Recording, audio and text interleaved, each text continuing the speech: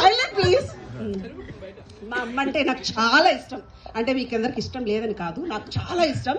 ఎంత ఇష్టం అంటే నా కూతురు పేరు కూడా మా అమ్మ పేరు పెట్టుకోవాలనుకున్నా, కానీ కొన్ని కారణాల వల్ల, కారణాలు ఏవో కాదు కొన్ని అంటే అందులో మా హస్బెండ్ కూడా ఒక కారణము, వాళ్ళ పేరెంట్స్ కూడా ఒక కారణం. సో వాళ్ళ వల్ల నా మనసులో కోరిక అలా అయిపోయింది.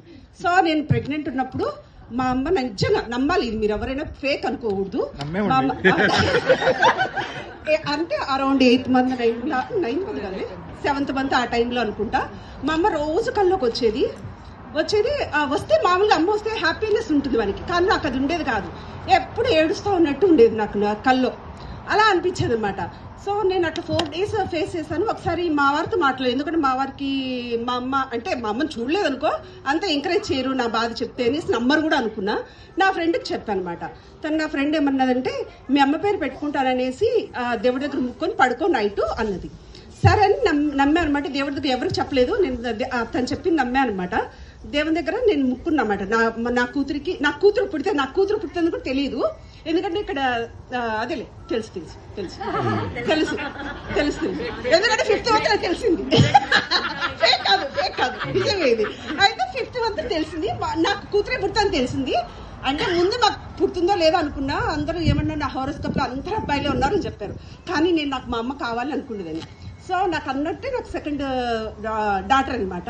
అయితే నేను అనుకున్నాను, మా ఫ్రెండ్ చెప్పింది కదా దేవుడి దగ్గర ముక్కున్నా ఆ రోజు నైట్ నుంచి మా అమ్మ వచ్చేది కాదు. సరే తర్వాత ఇప్పుడు మా వారిని కన్విన్స్ చేయాలి, ఎలా నా కూతురికి మా అమ్మ పేరు పెట్టాలని. సో ఒక ట్రిక్ చేశాను అనమాట. అంటే మా అమ్మ పేరు ప్రమీల అనమాట. సో నేను ఒక పేర్లన్నీ రాసి, అన్ని ఫ్యాన్సీగా ఉండే పేరు, మా ఆయనకి ఫ్యాన్సీ అంటే బాగా ఇష్టం, ఓల్డ్ అంటే ఇష్టం ఉండదు. సో ఫ్యాన్సీ పేర్లన్నీ రాసేసి అందులో ప్రేమీల మా అమ్మ పేరు లా తీసేసి ప్రేమి పెట్టాను అనమాట. ప్రేమిలో సర్కిల్ చేసేసి చేతనికి ఇచ్చి ఈ పేపర్లో ఈ పేరు నచ్చింది నాకు, డాడీకి చూపించి డాడీకి నచ్చిందో లేదో అనుకున్నాను అనమాట. చూపిస్తే డాడీ బాగుంది అన్నాడు.